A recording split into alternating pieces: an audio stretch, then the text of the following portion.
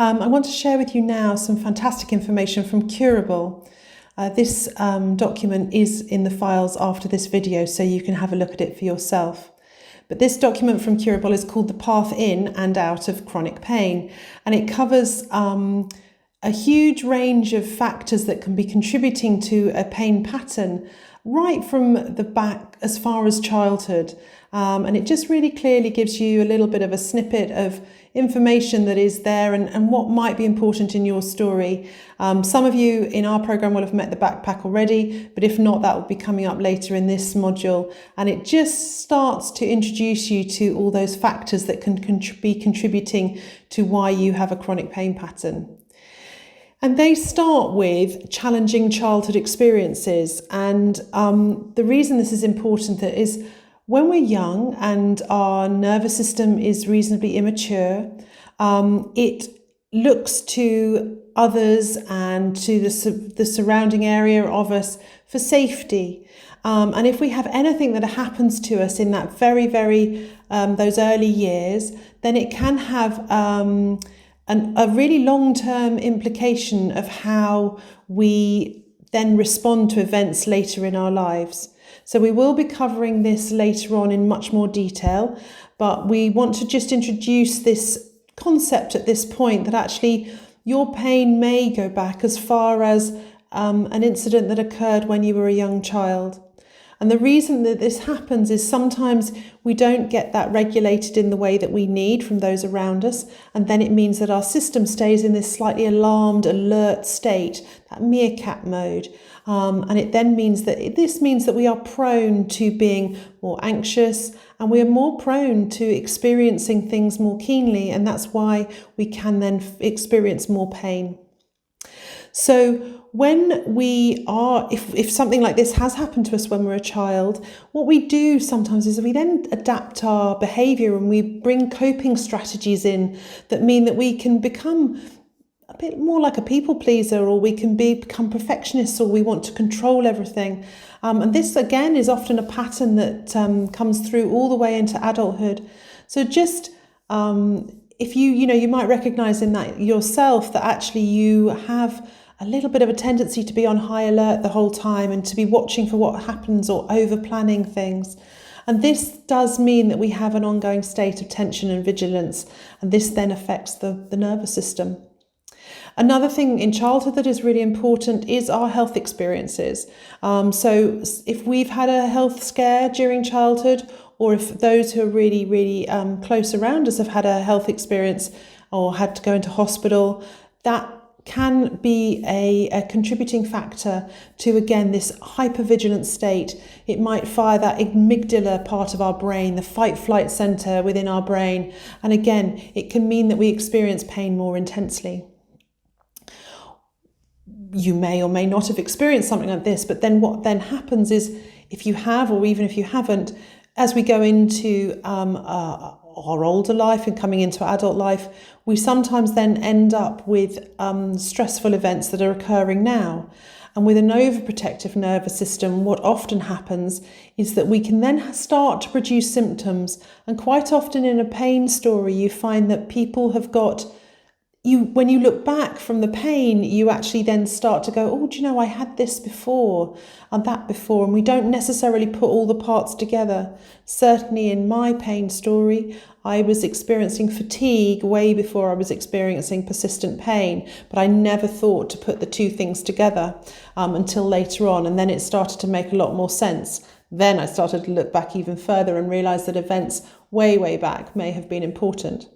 So it doesn't even have to be just major life events. I mean, clearly major life events are important, and we know what happens. Even if when you think back to major life events, you feel that sort of sense of anxiety, and you feel that lifting of or increasing of tension within the body. So we know that stress has a physical response. Just in the same way that if somebody says something that's embarrassing, you blush. You can't help it. It happens. So we know that over time, various things can happen in our lives. Some people have more stressful lives. Some people have less stressful lives. But sometimes those are the things that definitely can either start to contribute to symptoms starting, or actually worsen symptoms are there. Now, I don't know if you've all seen the list, but there is a list that's published with the most stressful events on there. And certainly up at the top, there are things like getting married and getting divorced. So change in relationship status, change in housing. Sometimes actually, you have to move. And even if you're moving to somewhere you want, moving is an incredibly stressful situation.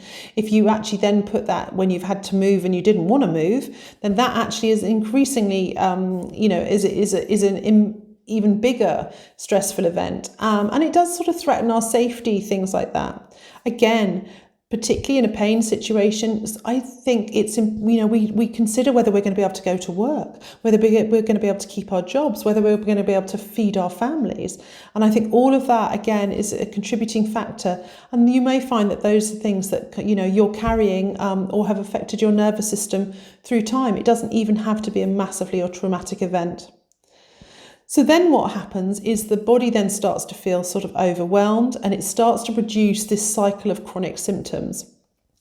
This might be migraine, it might be fatigue, it might be back pain, it could be gastric problems like irritable bowel, sleeplessness, insomnia. So there are all sorts of things that then start to creep into the system that then causes us an issue. And actually quite often early on, well, even still actually, unfortunately, the medical system doesn't always put all these things together.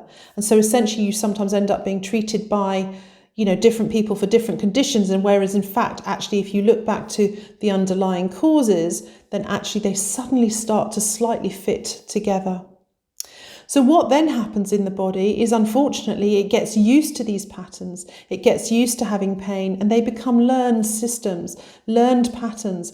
Like when you ride a bike, you almost never forget how to ride a bike. You might get a bit out of practice, but actually still how to ride a bike.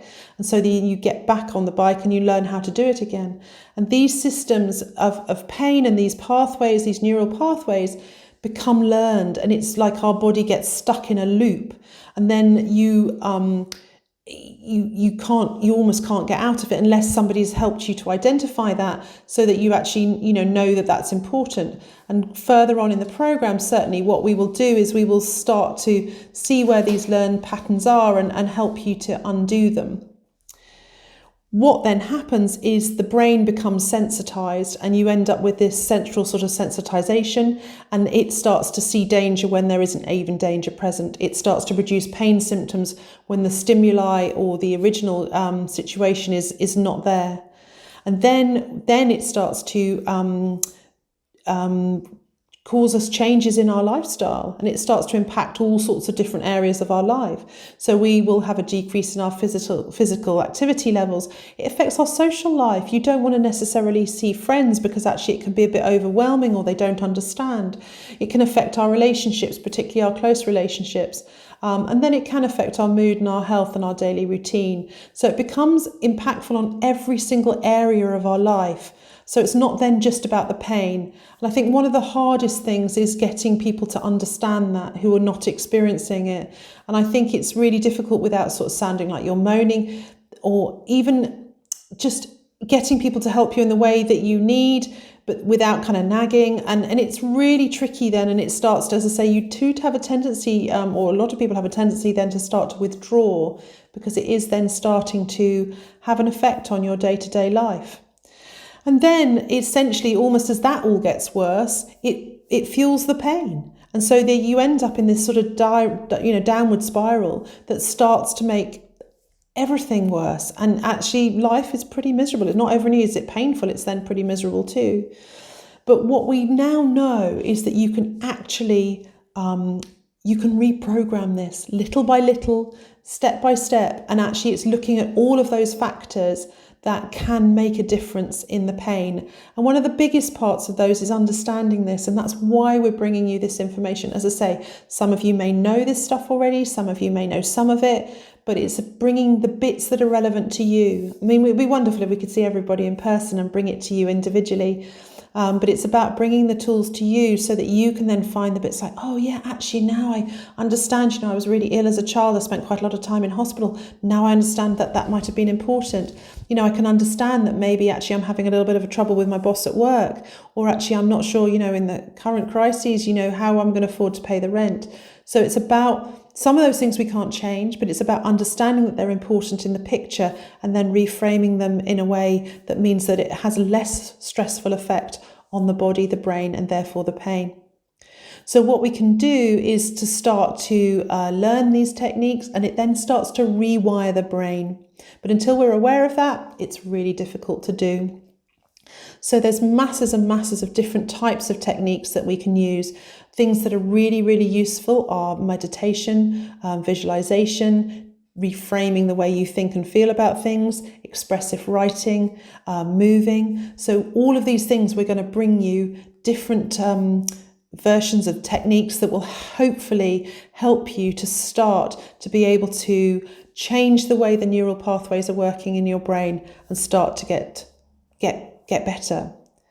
So we then also, when we've been in this situation, we very often have lost our joy for life. And one of the most important things that we want you to learn and in this is to find that joy again, to be able to have experiences that bring you joy, however small. But we want to find things for you that essentially mean that you can do that without completely, exhausting yourself or producing the pain, and just then learning that the pain is not dangerous and that we can start to have a different look on life and a different way forward, even if it's small steps at a time.